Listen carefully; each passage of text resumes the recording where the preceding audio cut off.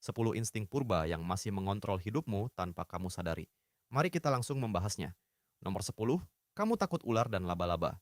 Kamu lihat sesuatu yang melengkung di lantai dari ekor mata, dan sebelum otakmu sempat mikir itu kabel atau ular, tubuhmu udah lompat duluan.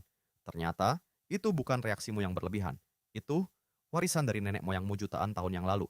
Neuroscientist Arnie Ehrman di Karolinska Institute nemuin kalau otak manusia punya jalur khusus lewat amigdala yang bisa ngenalin bentuk ular dan laba-laba dalam waktu kurang dari 100 milidetik, lebih cepat dari kesadaranmu sendiri tentang apa yang kamu lihat. Bukan metafora. Secara harfiah, otakmu sudah memberi perintah lompat sebelum korteks visualmu menyelesaikan proses gambar itu secara penuh. Ini disebut teori pendeteksian ular yang disampaikan antropolog Lynn Isbell, yang mengatakan ular berbisa itu jadi tekanan seleksi paling besar membuat sistem penglihatan primata purba. Nenek-nenekmu yang lambat ngenalin ular nggak sempat punya keturunan. Jadi pas kamu lompat gara-gara melihat kabel hitam, itu bukan kamu yang penakut. Itu jutaan tahun garis keturunan yang selamat saat bekerja. Nomor 9, kamu tidak bisa berhenti makan gula dan lemak. Kamu sudah makan sampai kenyang, tapi saat melihat gorengan atau coklat, tiba-tiba rasanya masih ada tempat kosong di perutmu. Banyak orang menganggap itu tanda kamu tidak punya kendali diri. Padahal, bukan itu penyebabnya. Otakmu masih menggunakan sistem kuno yang berevolusi untuk membuatmu mengambil makanan berkalori tinggi setiap kali ada kesempatan. Riset dari antropolog evolusi nunjukin manusia purba hidup di dunia di mana gula dan lemak itu langka dan mahal secara energi buat dicari.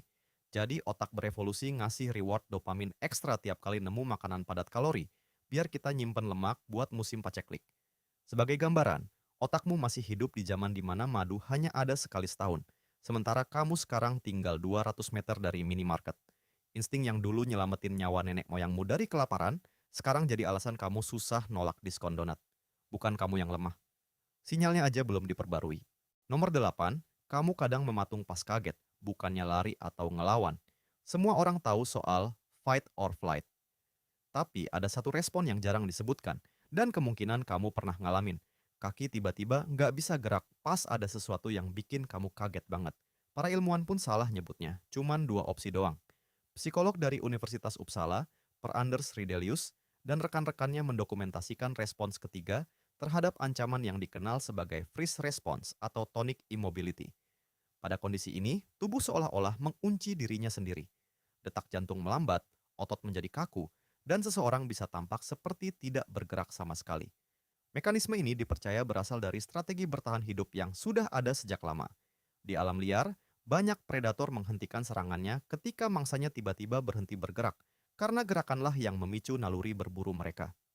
Jadi, kalau kamu pernah benar-benar blank saat menghadapi situasi yang menegangkan, bukannya berteriak atau melarikan diri, itu bukan berarti kamu lemah atau tidak siap.